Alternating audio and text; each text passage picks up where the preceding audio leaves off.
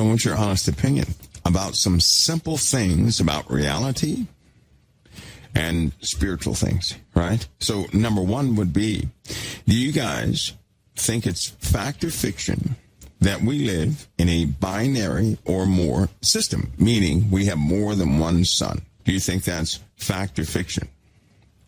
I asked that question in the chat room. And most people thought it was fact, although I know that the majority of folks would say, well, I'm just unsure. I can't really answer that. I'm unsure. I don't know what would be factual regarding that, right? But then I answer that question, right? I did. You know what the truth is?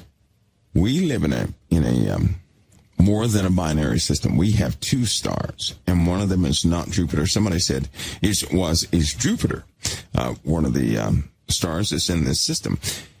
No, it isn't. Jupiter's not even it's not a candidate for what they identified back in the 70s and confirmed 100 times since then. Right? Now listen to me.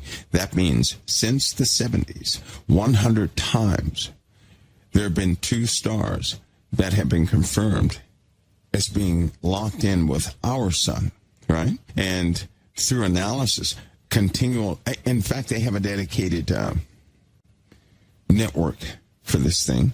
And so it's pretty wild. Now, I'm telling you this because the nature of reality is quickly going to change, right? And we're going to have to cover some of these things because I'll tell you something. These guys that own these pretty large corporations, they already know about it. And what they're doing is they are making plans based upon what's going to happen in the future, and they are preparing themselves to capitalize on this, right? Plus, some of these guys, they don't necessarily believe in Christ Jesus.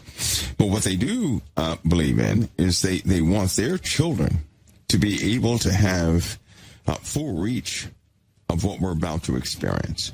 And so they know full well they're just pouring money into this. If you took the gentleman, Elon Musk, despite what you may think, this guy is pouring all of himself into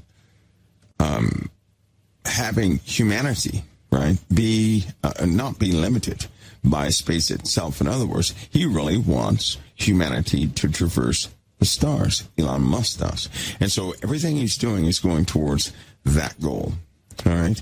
And hopefully that feud with him and Zuckerberg is over. They don't really like each other.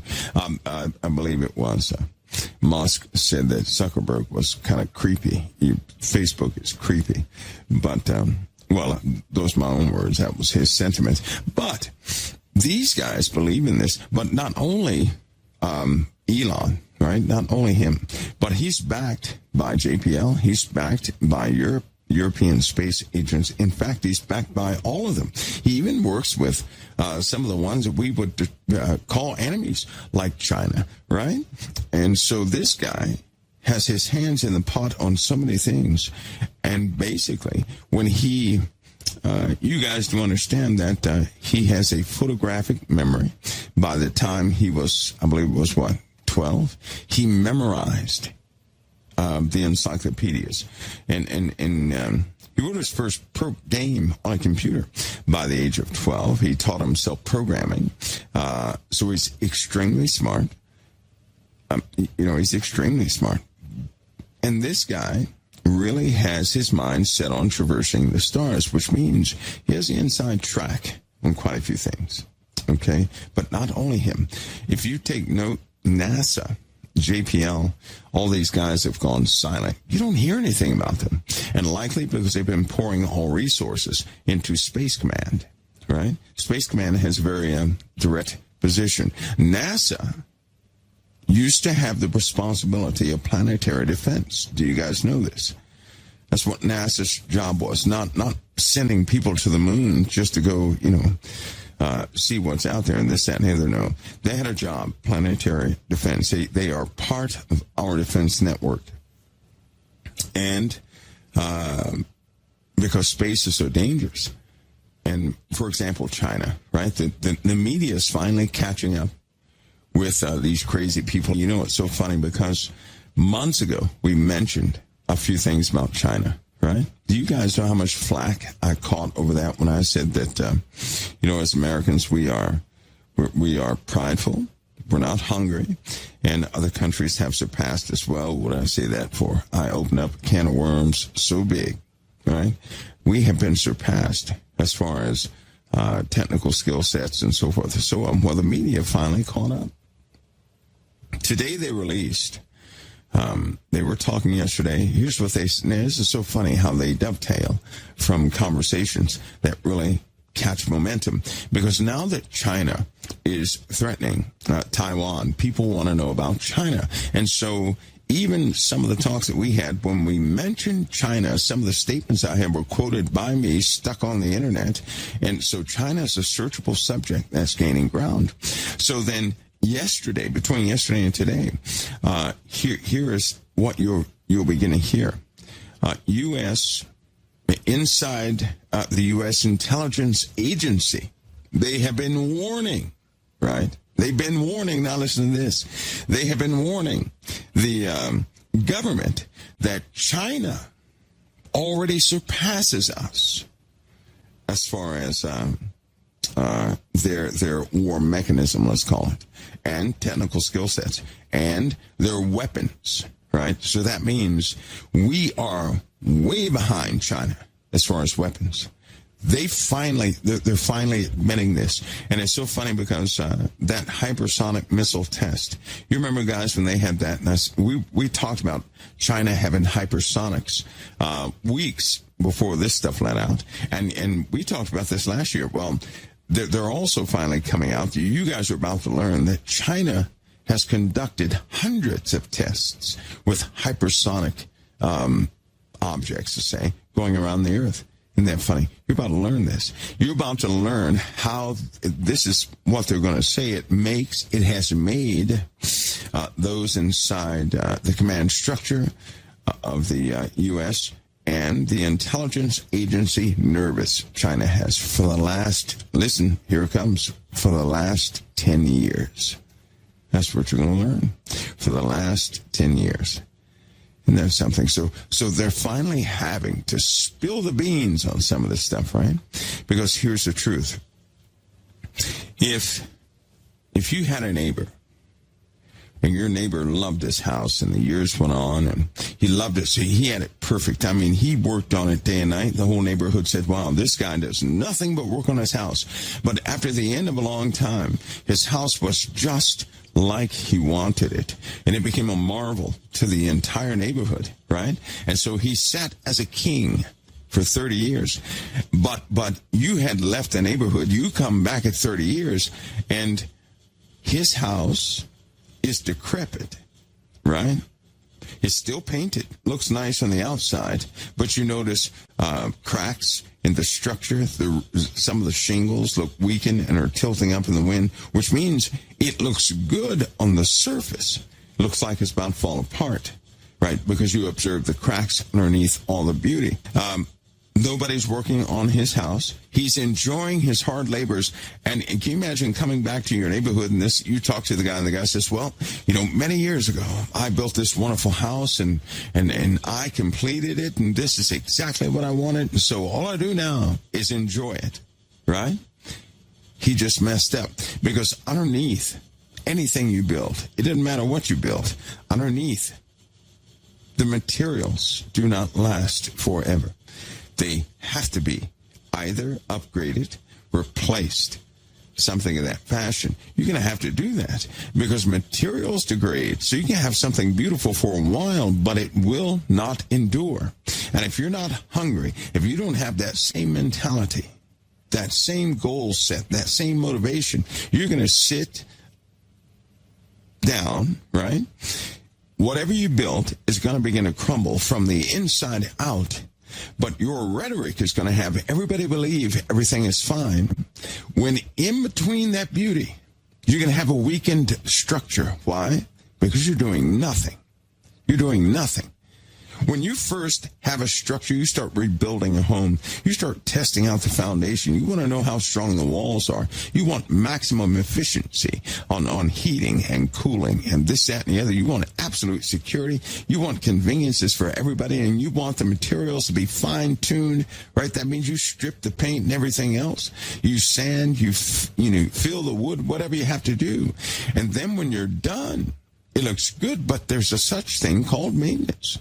Well, the U.S., people have built this country. We fight tooth and nail because we are a massive people that come from different places with different ideologies, with different gene sets, right? And so, yes, we fight, but we work towards a democracy, right? A democracy. And we have successfully had a democracy for a while, and it takes a lot of motivation to keep the democracy going. People, naturally, they're going to refuse or refute something that they have not looked into. And with a digital society, which is what we have been living in, there are no borders. None whatsoever.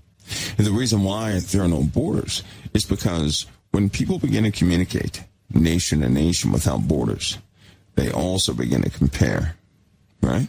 When they begin to compare, they begin to question their own existence and how they're living. And they'll say, well, why don't we do what they're doing? Well, then why am I sitting here locked up? It's not in their culture to lock anybody up for that reason. So we start this compare and complain thing, right? During that time, we start fooling ourselves, because we prop up wherever we live like it's the greatest place you could ever have. We begin to believe our own rhetoric. In the meanwhile, we're doing nothing. We're spending so much time in propping up the idea that we have forgotten we have to work.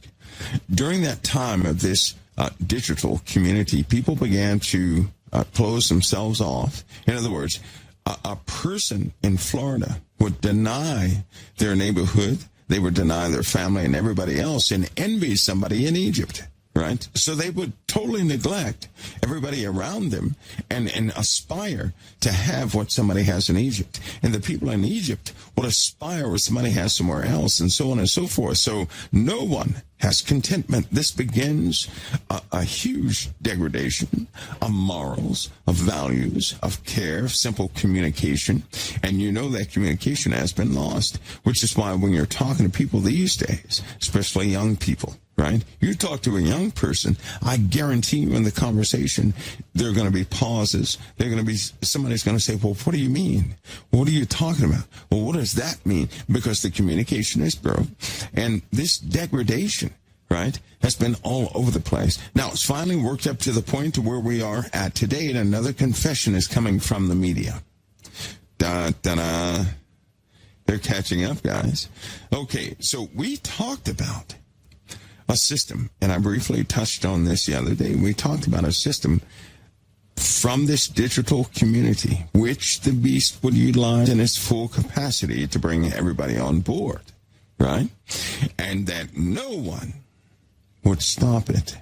No one. So we get up to this point, they have another confession, because the only way, right, when we talk, nobody else really talks about this, but I do.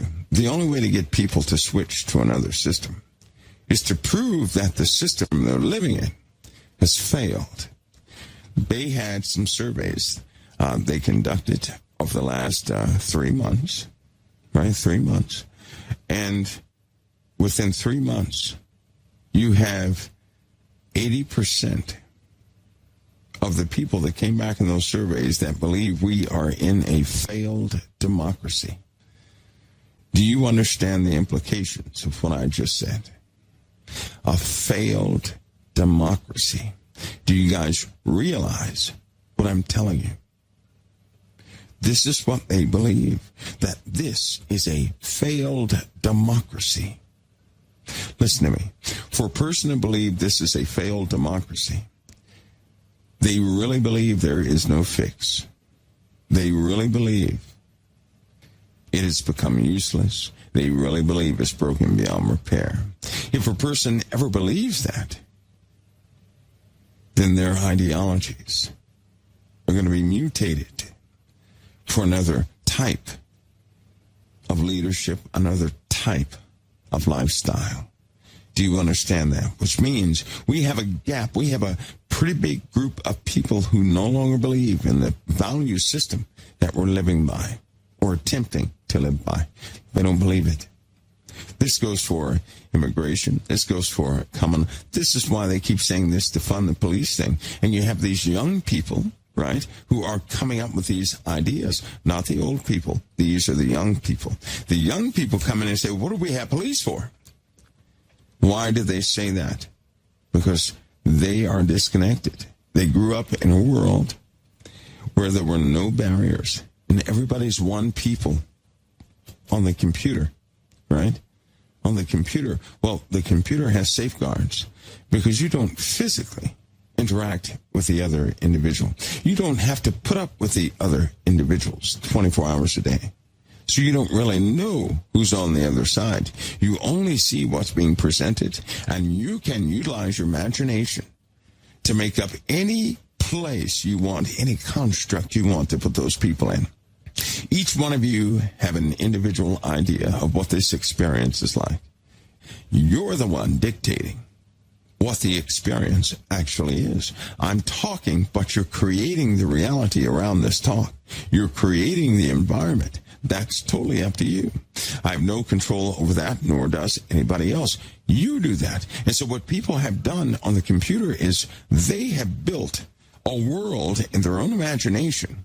And while they have built a world full of different values that they want and all this stuff, they're just talking to other people. But as far as the reality around that conversation, they have built it by way of their imagination. You guys understand this? Very important point. So what they're doing is every time they converse on a computer, right, they're operating in a world they have invented by their own imagination, which is why they cannot operate in society. They're not as fluid as we are. They have no experience with others' social behaviors. In fact, most of the children these days are somewhat awkward when it comes to interactions. They really are. And yes, some pretty smart ones. Now, listen, the smart ones are almost always isolated from all things in society. They don't know how society works well, right? They've been guarded in playing video games, immersed in virtual reality, right? They know computers, and their world is very different than yours. They do not see the world like you do. And these very smart individuals who are recluses right now, right? These are your future leaders. These are the smart ones that are going to run corporations and companies. It doesn't matter if they don't become the president of that company. The smart ones become designers. They shape, they form, they forge the future. And you can see the future through these children. And I'm telling you something. A lot of these children that are like that, right? They live in a very disconnected way. They do not see things that you see as being important. They just don't. They don't. They believe in making demands that they do. Video games teach a person how to get what they want. You know that? How to get what they want. That's what video games teach you. And there's a consequence in those video games. If you don't get what you want, you will die. So it becomes highly stressful for a child to begin to use a strategy on obtaining everything. And they use it on you all the time. Now, some of you can put that puzzle together and say, that's what my teenager's doing. They're using a strategy to get what they want. If they want to ride to a play, they're going to use a strategy. They tell you things at the last minute, right? They're controversial. They do things in a calculated manner, but they're socially awkward. There's too many of them just like that. Just like that. We can see the awkwardness, but they themselves see us as awkward and old and antiquated and on our way out the door. And the system we have fought so valiantly to keep, right, to exercise, to kind of spread all throughout the world so that all peoples of the world could have some type of equality, they fully reject. They fully reject it. They don't believe that you should have a discussion for something so simple.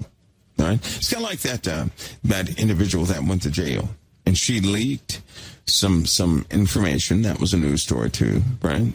Today, so I can talk about it. They talked about it. So she leaked some information about Russian interference with the elections, right?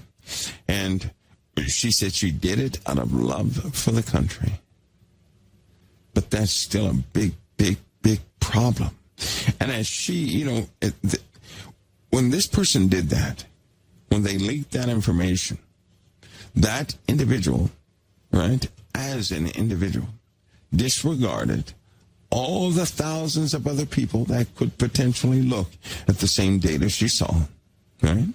They do not ever want to do something so abruptly and haphazardly that they damage things. And it did some, they believe it did no damage. Yes, it did. It did damage. Or it did damage, all right. Anyway, this person believed they did nothing wrong. Nothing. In fact, this person believes that it was good for the country. Let me tell you what's bad about that. You ready? When you set up a standard, and then out of an urgency that you have deemed an urgency, without verifying that urgency with anybody else, and then you do something you said you would never do, when you throw caution to the wind and take something that other qualified individuals would have a meeting about after they calculated what the feedback would be, so they would do it responsibly, you take all that in your own hands and you plop it out to the people in the face of the leadership you say you respect. Something has said, when people think like this more and more, they start doing things just like she did more and more. And today, the number is overwhelming. Most people don't know what to think of that story, right? They don't know what to think of it. I'll tell you what I think of it. I think that anybody, when something is connected to the lifestyles of so many people, right? And then you go and traverse, or let's say overstep while you're traversing the policies that you were supposed to uphold for a reason, and you no longer trust anybody that you're still working with or for, there's an issue, because she is not alone in her sentiment. Where does this lead to? Well, she did that, right? She took information that could have been potentially damaging. It could have killed a lot of people. In fact, I know for a fact it pressured Russia. Russia is where they are right now because of things like that.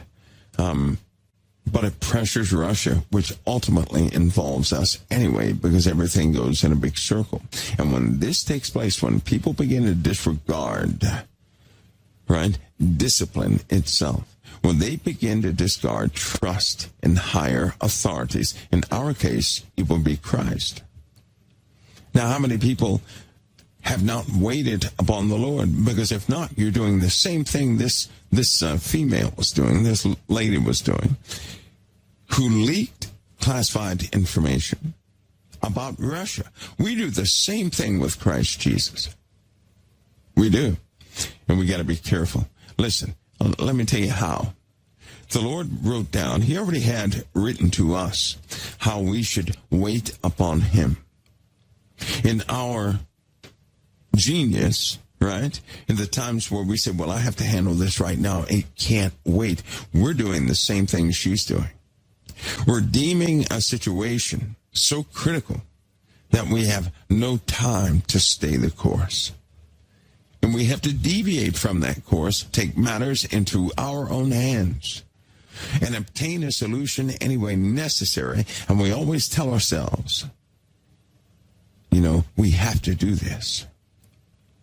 We're not just doing this. We convince ourselves we're not doing it just for ourselves, but for everybody else. But we're not waiting upon the Lord. And you know what happens when you don't wait upon the Lord? Have you ever thought about that? if you don't know what the difference is, right? Or if you don't even contemplate the difference, I know, not you may, I know you have a specific issue in your life boiling. And it's time to take everything off the stove, to stand up and to leave all that to somebody else who must also learn disciplinary factors as you have learned. In other words, it's time for you to be promoted, not demoted, promoted. And the only way you can do that, all right, is to realize exactly where you are right now. Step up from where you are right now and move forward into what the Lord already said he set up for you. He set some things up for you. You'll never reach it if you never consider where you're at right now. You won't reach it. You'll stay right where you are. And how many of you have been in the same spot so long that you may have mushrooms growing under your shoes because you didn't move in a long time?